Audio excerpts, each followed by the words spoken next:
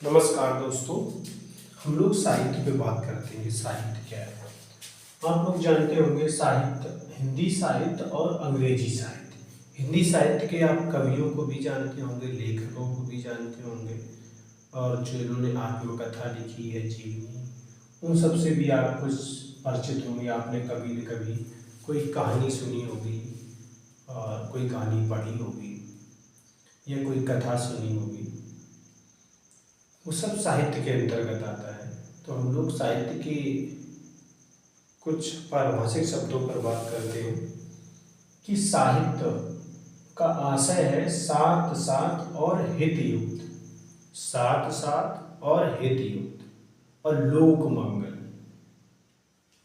लोगों के कल्याण का भाव। साहित्य वह लोक मंगलकारी रचना है जो रचनाकार के भावों, विचारों और आदर्शों को पाठक या समाज तक संप्रेषित करते हैं।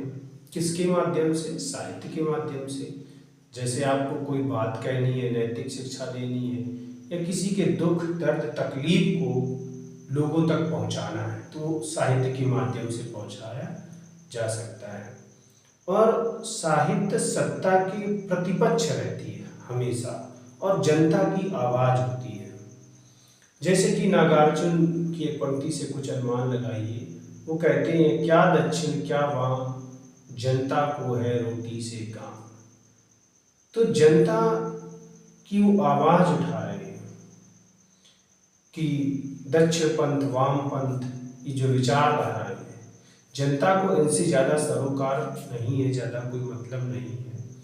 क्योंकि कहावतें हैं, भूखे भजन न होए गोपाला, ये धरे कंठी ये धरे माला। क्योंकि जनता को जरूरत है, मूलभूत आवश्यकताओं की आवश्यकता है, रोटी कपड़ा मकान की। तो विचारधारा और विचारवाद क्या आते हैं?